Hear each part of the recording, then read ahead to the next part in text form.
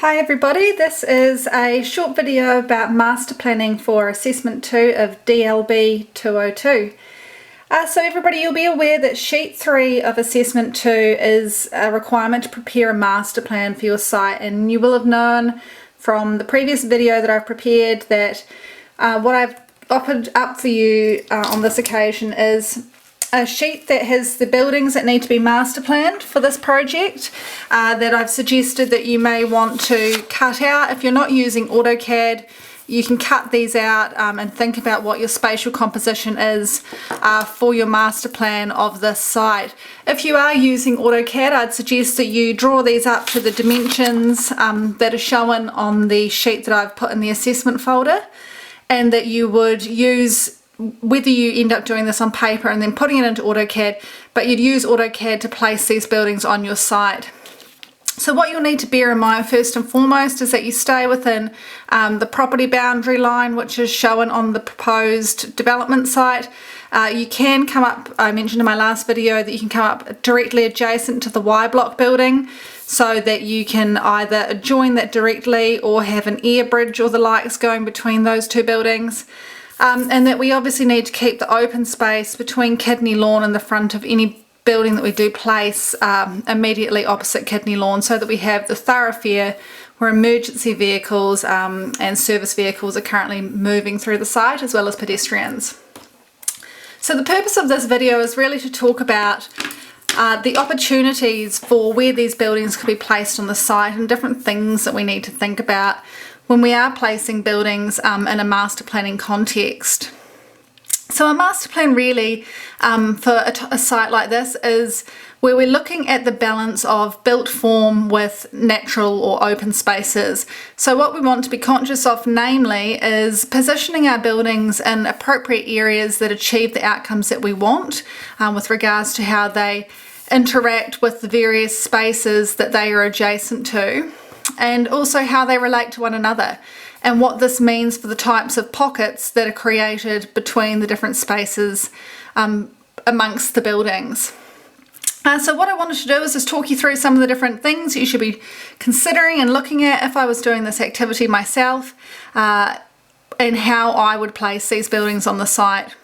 So I've mentioned in the design brief that we have 3 buildings. We've got the museum and retail building, which is a 2-storied, sort of a single bottom story for the retail area, and a museum space which may be on a mezzanine or upper story, a community centre, and also the major development building, which is the Karumba Institute and the Ujuru unit, as well as the Law and Social Justice Precinct. So what this activity is about working out where they would best sit in our project site to engage appropriately with the spaces that are surrounding it and to create those good pockets. So the site, I guess if we look at the Karumba Institute building firstly, the site is constrained in that our property boundary sort of tailors in on this edge and makes it a little bit difficult to fit some of the proposed buildings into the site. For example, if we were to try and place this building here, we don't have enough access down this main pedestrian and vehicular corridor, so this isn't a place where we could put this building. Obviously we can't sit the building any further back towards this boundary because it's constrained on these edges with regards to its size. We can sort of fit it roughly on this edge here, but it does create some quite unusual pockets between Y block and the proposed Karumba Institute building. It creates a bit of a strange edge along the back, which you may see as being important. It could be a planted edge or some form of buffer. So we really are limited in particularly where this larger building can go. And remembering this is, I think we said 10 or 11 stories. So this building will, I guess, produce a lot of shade.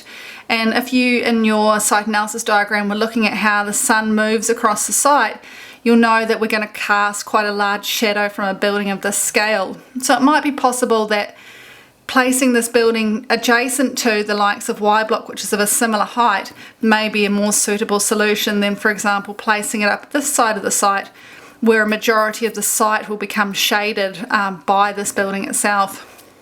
So we might just have a play around with sort of what our options are for a building of this scale and what that means for where we would position it. So for example, if we were to position it here, we might get some shadow cast for most of the afternoon, for example, into this space, and in the morning we may have shadow cast across this space. So we really need to be conscious of where we place a major building, particularly of this size. I'd almost suggest that you probably want to keep it close to the boundaries on the southern edge, particularly because if it is casting shadows, if it's casting it onto another building, that's not as disruptive to the surrounding landscape. So that's the first building you should probably be having a think about. The second building I'd suggest that you have a think about is your placement of your museum and retail building. So putting aside where the Corumba Institute building is, you want to have a think about how this building interfaces with the public and with the users of the QUT campus. For example, if we wanted to place this building quite close to this front boundary line, so probably where these front steps are to the Gardens Point Theatre currently, it creates very minimal space for a forecourt or a welcoming space coming into this museum and retail building. And you'll see in the project brief that having a forecourt space is one of the key landscapes that you need to create for this building. So thinking about whether this building should maybe be set back a bit, so it could sit somewhere along this back boundary corner, creating a large open forecourt in front of it. Or if you were wanting the forecourt to maybe be coming off this side road between River Stage and Y Block, you may position this building to the edge here, and your forecourt space may be this space where people could pull up, drop people off and enter into a museum and retail area. Of course, the general public will want to access the museum and retail area, so thinking about whether you want the general public coming through campus or whether you want them entering from the Botanic Gardens or whether you want them entering from this side road. So thinking about access and how people would move into this building. For example, if it was positioned here and there were buildings all around it, that wouldn't be very accessible to people coming in into the building from outside the QUT landscape. So thinking about where your front of house space would be. So if people were entering from the Botanic Gardens, you may want to position this museum retail building here with a large forecourt in the front, and position your other buildings based on that. So your community centre, I've mentioned in the brief that needs to be associated ideally with both of the other two buildings, but definitely with the Corumba Institute and the Urugiru unit. And that's so that we create a learning and teaching courtyard that can be used by students and the community alike. So it may be that we have the likes of our Corumba Institute here and our community centre on the community edge to Botanic Gardens and the learning and teaching courtyard in the middle, which may mean that our space for our museum and retail building has to be off to the sides. Again, bearing in mind that needs a forecourt. It may be that we create, this is our forecourt and this is our learning and teaching courtyard. So again, just thinking about the awkward or unusual spaces that are created when we move buildings, and how usable a space can be based on how much openness is left around it, whether it's creating entranceways, whether it's obstructing entranceways. So just considering what the pockets are that are left when we move a building around in the landscape. So what I thought might be helpful for you is to cut these out, position them on some paper. Once you've got them set in a couple of different locations, go, okay, what does this mean for how people enter and use the buildings, how they access the buildings, and what spaces are left over surrounding the built form? And are those spaces conducive to the two types of development that we're trying to create, which is, from a landscape perspective, it's the front of house area, which is to welcome people into the museum and retail space. And for the community centre and the Corumba Institute, it's the learning and teaching courtyard. So an example like what we have here, for example, doesn't necessarily create two distinct pockets for those two purposes. So it might be that this whole area becomes a learning and teaching courtyard, which is quite a large space, but that our front of house space coming into the museum and retail building is on quite an unusual angle. So you do end up with a significant sort of area of space here that you could use, but it's not very conducive to a grand welcoming into this building. You might be better, for example, to come back to one of the earlier layouts that we had, which is that you have sort of this large open space here, a community centre maybe sitting off to the side, and maybe the Karumba Institute adjoining Y block. That creates, I guess, a large open centre in the middle, which could be your learning and teaching courtyard, and it also creates a large forecourt. The great thing about a layout like this is that it also has areas where you can secure access. So you have small points here between built forms where you could have secure gates to stop people entering into the central courtyard if you wanted to have crime prevention measured and managed through the likes of fencing and gates. So thinking about those different layouts, I've drawn up 3 examples here over the top of some different layouts that I've been sort of looking at with these 3 different buildings. So just to have a look at them, and again these are indicative only. This is the first one we were speaking about just then, where we have the Karumba Institute and Urujuru unit, the community centre and the museum. And what this one creates is those 2 very clear pockets. So you've got your front of house space, which you could design, like one of the design narrative examples, you could design as a bit of a standoff between old Government House and the new Karumba Institute space. So you've got a very big open area there for front of house design. Or you might be able to create a large learning and teaching courtyard. So remember, for your assessment, the idea is that you're to be designing a 1 to 100 of either or one of these 2 spaces. So if this is your learning and teaching courtyard, you could look at how people are accessing into the site. This may be access for community. This may be a secondary access into the museum through the Botanic Gardens. Your learning and teaching courtyard may span all the way down into this space and have areas designed where students can go in and out between the gardens. So you've created some really nice pockets to play with in a layout like this. If we were to look at a layout that I guess was quite different to the one that we were just looking at.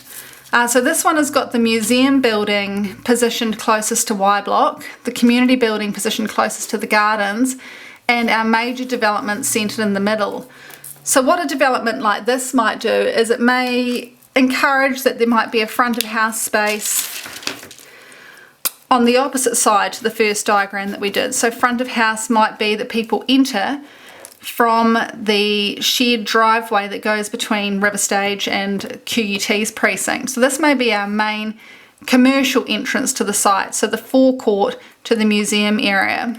And it may be that our learning and teaching courtyard is a smaller learning and teaching courtyard in this small space here, which can also be accessed by the shared driveway or accessed by the Botanic Gardens. So that's quite nice from a public accessibility perspective. If they're coming to use the community centre after hours, it's quite nice that they don't necessarily have to come into the QUT campus to utilise this learning and teaching space. But what this design has also done is it's left a large open space up here. So it's quite possible that this space could be divided into either a secondary learning and teaching courtyard and a secondary entranceway to the museum, or one major entranceway and forecourt to the museum. So if we sort of play with it a bit, we might go, well, this area could be the secondary entrance into the museum. So people on campus could come via this angle and people from the public could come via this angle. And it might be that the learning and teaching secondary courtyard, so we might have one learning and teaching courtyard here and one learning and teaching courtyard here, for example. And this may be the learning and teaching courtyard that's namely used by students, and this may be the learning and teaching courtyard that's namely used by the community. So students can access directly off campus and community can access directly off the public open space that's owned by BCC. So it creates different opportunities. You can see that because we've got some overlap in our buildings, we can also have our forecourt providing a gateway to not just the museum building, but to the museum building and the Karumba Institute. So for example, if these buildings were to be open to the public through doors that were facing this direction. We might have some big bifold sliding doors on this whole corner. Then this whole development can open up to the forecourt, so people can enter in through multiple areas into the development. It also opens the opportunity to have connection between the two landscape spaces, so people can enter through landscape, exit through landscape, and the building itself, if designed appropriately, could almost open up entirely through like a bifold or operable walls and become part of the landscape. So this one presents quite different opportunities to the first one. This one's a little bit more limited but very specific. You have one forecourt and one learning and teaching courtyard, whereas a master plan layout like this provides multiple opportunities but much smaller spaces that aren't as clearly defined. Another option that I was playing around with might be placing your Karumba Institute building, your tallest building, closest to Y block, which is a great idea because of the height of this building and the shadowing. So if we come back to those last two examples, this example will see a lot of shadowing of the museum building. So while you get these lovely spaces, for a large portion of the day, the shadow cast from this building is likely to shade a large part of your museum forecourt. So even though you've created nice spaces, they're going to be quite dark and undesirable during daytime hours. Whereas with this design, what we have done is, because we've positioned the Karumba Institute building right next to Y block, both being major developments, you will have some shadowing onto existing open spaces, but a lot of the shadowing will actually fall onto the existing Y block. So given that this building I think is also around 10 stories, that's not a huge loss, and it means that the remainder of our space actually stays open to sunlight and daylight for a majority of the day. So with a layout like what we've got here, we've basically got a museum forecourt opportunity, which could be this entire space from front of house into campus, and a learning and teaching courtyard, which may be on the entire community side. That could also be reversed. Your museum front of house space may also be on the community side, and your learning and teaching courtyard on the university side. So again, you're creating two major spaces that, regardless of who is accessing them, they could be accessing them off this shared driveway, from the Botanic Gardens, or from the QUT side. And again, this could be front of house or learning and teaching, as this could be also front of house and learning and teaching.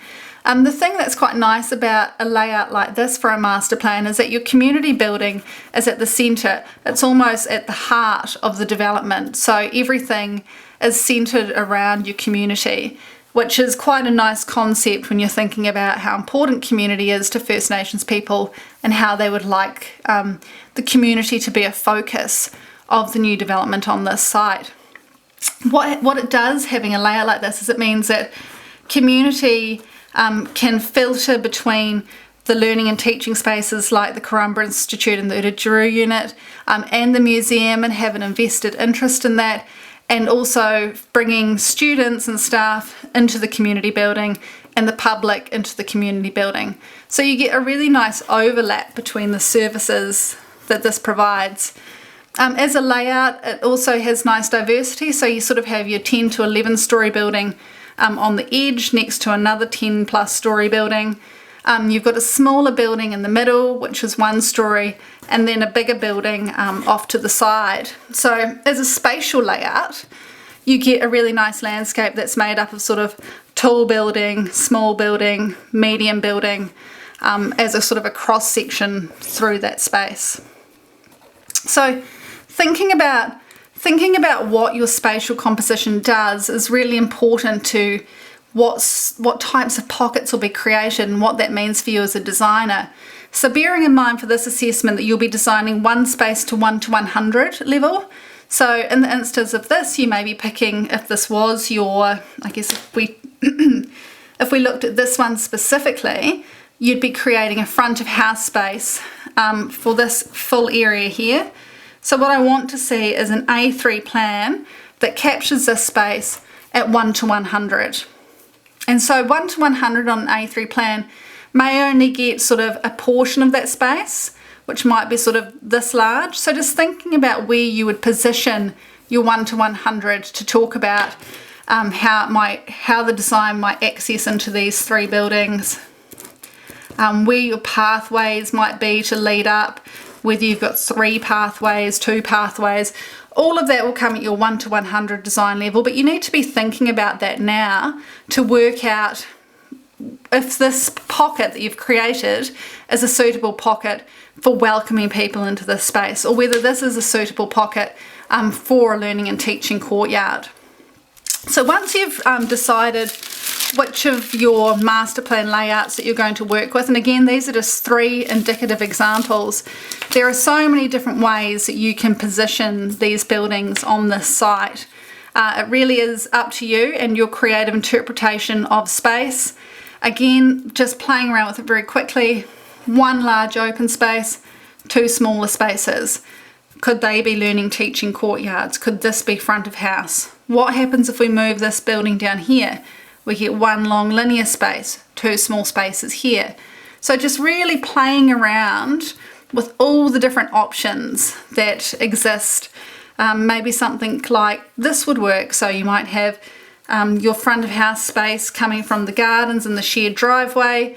It may be that you then connect all 3 buildings together, so you've got that flow through effect that we were talking about where all buildings are integrated, and this may be your learning and teaching space right next to the campus. So have a good play around and think about what the best spatial layout is.